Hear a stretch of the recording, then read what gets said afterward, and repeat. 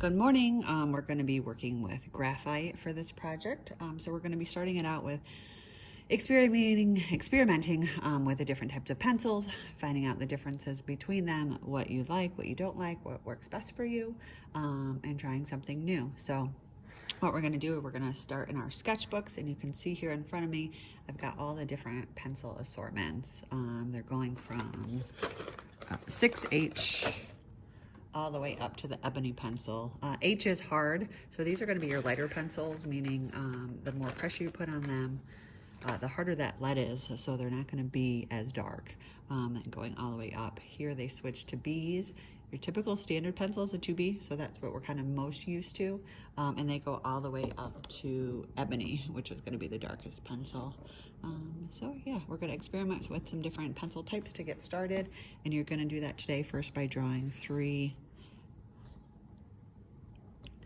just kind of bottomless triangles on your sketchbook, wherever you'd like to. And we're going to be creating a value scale in each one of those. What I want you to do is have at least one of them be an ebony pencil, one of them be something in the H's, and the third one is going to be something in the B's. So you might even just take a few, kind of try them off to the side in your sketchbook and see which one you want to work with. So I'm going to go ahead and use the 6H for this one. And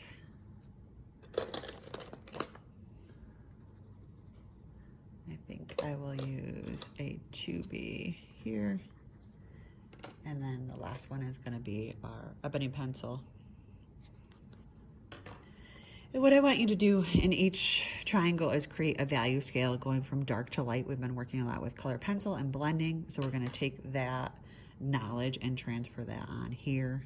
I know I've talked to you a lot about using diagonal strokes and how they can really help blend. So I'm just going to be working diagonally. The darkest part of my value scale is going to be up here on the tip. And then as I work down, I'm going to try to get a nice gradual fade out. Now you're going to find some parts are going to be harder with different types of pencils and some parts are going to be easier. And that's kind of part of the learning today, is figuring that out. And it really depends a lot on how you hold your pencil, how typically hard you push down on the pencil, what kind of pressure you're using. I find that if I want to use my pencil more lightly, I'm holding my pencil out toward the end. It just forces me to kind of use that pencil lighter, which with the 2B, which is a pretty dark pencil, that certainly helps with. Keeping my strokes kind of short, you can see I just keep going back and forth, layering and blending down. I will show you a finished one in a little bit, so you don't have to sit and watch me use a pencil, but you can get the idea there. We're going to do the same thing with an H pencil up here, and you can see already just how much lighter that one is. So there's kind of more control with that, and the fact that you don't get too dark too quick, but that's really the darkest that this pencil goes.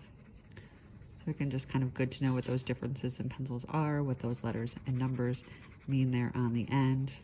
I do like using an H pencil when I really want to get detailed, because I don't go too dark too quick. I'm just kind of doing this speedy again, so you're not sitting there watching me shade too much. I will show you the finished one in a minute. And then our ebony pencil, you're going to notice is going to be super dark. It's a really great tool for adding those dark values into your artwork. If you're smudging a lot, you can use the newsprint under your hand to prevent that smear. Also think about working left to right if you're a righty, or right to left if you're a lefty, or turning your sketchbook so that you always don't have your hand on top of an area that you already worked in.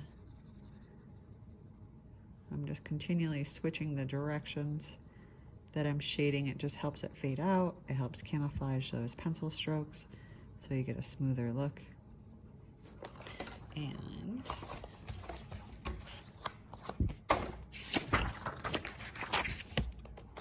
here's my finished value scales. As you can see, I got a little smudgy here. On this example, I used a 4H, a 2B, and the ebony pencil there. That's what we'll be working on today.